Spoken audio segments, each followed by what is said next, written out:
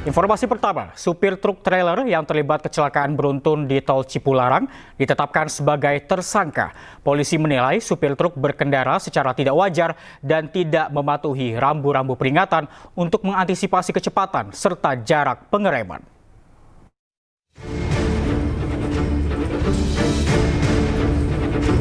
Supir truk trailer yang terlibat kecelakaan beruntun di tol Cipularang digiring ke tahanan usai dijadikan tersangka. Berdasarkan hasil olah TKP, pemeriksaan 13 saksi dan dokumen kendaraan disimpulkan bahwa kecelakaan terjadi akibat kegagalan fungsi rem pada truk trailer. Sementara itu, dokumen menunjukkan bahwa kendaraan masih layak jalan. Menurut polisi, tersangka mengemudikan kendaraan tanpa patuhi rambu-rambu peringatan. Atas kelalaiannya, tersangka terancam hukuman 12 tahun penjara. Pengemudi truk trailer mengemudikan kendaraan dengan tidak wajar dan tidak mematuhi rambu-rambu peringatan untuk mengantisipasi kecepatan dan jarak pengereman. Oleh karena itu, maka para penyidik berdasarkan hasil penyelidikan, ya tentunya tadi dengan menggunakan olah TKP dengan metode TAA, kemudian pemeriksaan ram cek kendaraan dan pemeriksaan ahli maupun saksi, telah menetapkan tersangka terhadap saudara R, pengemudi truk trailer. Kecelakaan beruntun di tol Cipularang kilometer 92 terjadi pada 11 November kemarin. Kecelakaan melibatkan 17 kendaraan yang mengakibatkan 1 orang kehilangan nyawa serta 29 orang lainnya luka-luka. Dari Purwakarta, Jawa Barat, tim liputan iNews melaporkan. Pasca penahanan Ivan Sugianto, tersangka persekusi terhadap ES, pelajar SMAK Gloria II Surabaya, pihak keluarga mengapresiasi kinerja dari kepolisian. Sementara hingga saat ini, keluarga korban masih dalam masa pemulihan trauma.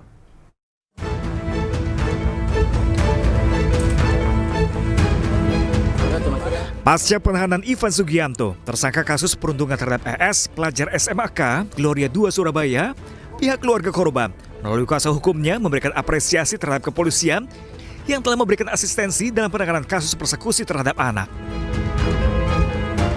Begitu pula dengan aktivis HAM dan perlindungan anak serta berbagai pihak yang telah mengawal kasus premanisme ini yang diharapkan terus mengawal hingga vonis di pengadilan.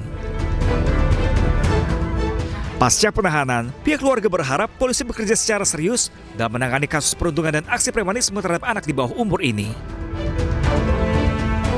Terkait dengan kondisi korban dan keluarga korban, dapat saya sampaikan bahwa pada saat ini masih dalam tahap pemulihan.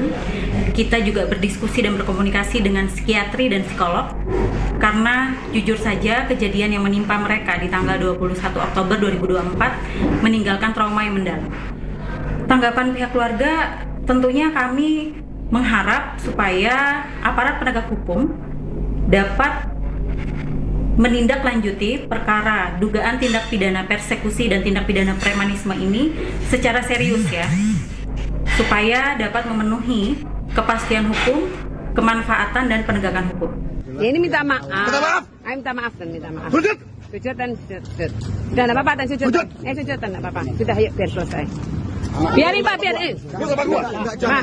Ini siapa? Ini siapa? Sudah ikut mereka yang orang tua. Enggak usah. Biaran dan. Kesalahannya kan memang komplek dari temannya, Pak. Khususnya untuk penerapan pasal yang dijeratkan kepada tersangka, dalam kasus ini, polisi menerapkan pasal 80 ayat 1 Undang-Undang RI nomor 35 tahun 2014 tentang perubahan atas Undang-Undang RI nomor 23 tahun 2002 tentang perlindungan anak dan atau pasal 335 KUHP ayat 1/1 KUHP ancaman hukuman 3 tahun penjara. Dengan ancaman hukuman di bawah 5 tahun, nantinya akan ada potensi jika tersangka tidak ditahan. Melalui kuasa hukumnya, pihak keluarga korban berharap agar pasal yang dikenakan lebih didalami. Mengingat juga terjadi aksi premanisme terhadap anak di bawah umur dalam kasus ini.